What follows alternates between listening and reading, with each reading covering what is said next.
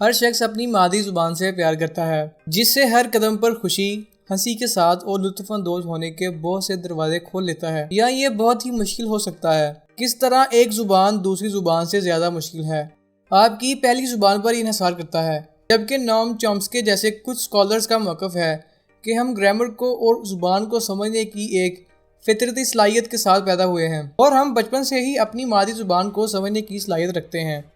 لہٰذا اگر آپ کی مادری زبان انگریزی یا اردو ہے تو آپ فرانسیسی یا جرمن زبان کو دیکھیں تو کون سی زبان سب سے زیادہ مشکل ہے۔ اس ایپیسوڈ میں ہم یہی معلوم کریں گے کہ دنیا کی 20 مشکل ترین زبانیں کون سی ہیں۔ نمبر 20، ٹوگالوگ۔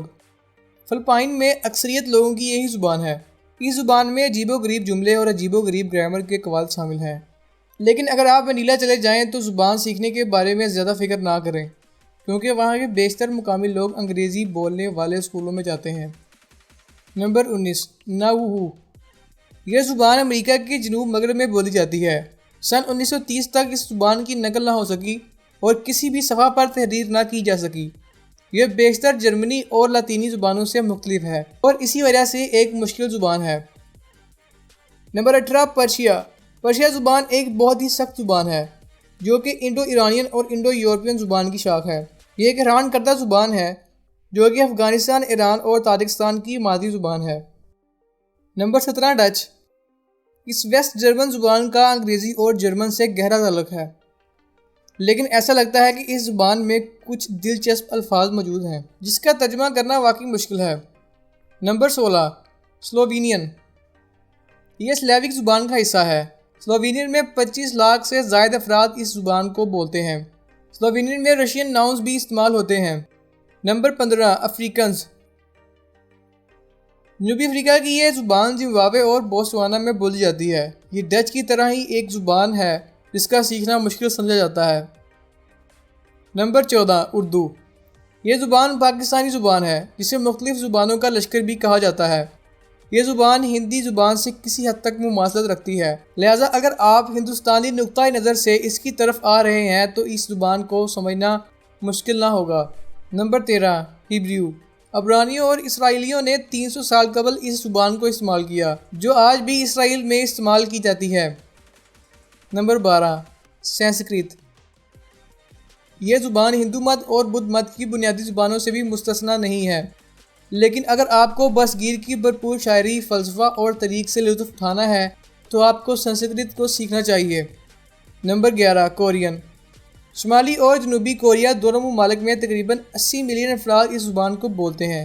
یہ زبان بہت ہی مشکل طرز کی سمجھی جاتی ہے، لیکن جاپانی لوگ اسے آسانی سے سمجھ سکتے ہیں کیونکہ وہ جسمانی اور لسانی طور پر ان کے قریب ہیں۔ Number 10، Croatian.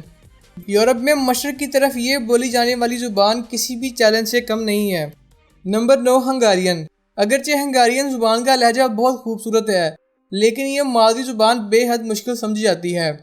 نمبر 8، گائلوک۔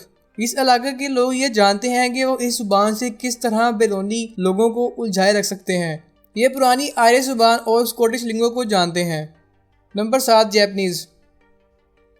ممکن ہے کہ آپ کسی کی مدد سے ایک جملہ بولیں تو آپ کو سمجھ لگ جائے گی کہ آپ کے دماغ کو ایڈجسٹمنٹ کی کتنی ضرورت ہے۔ Number 6، ice لینڈک۔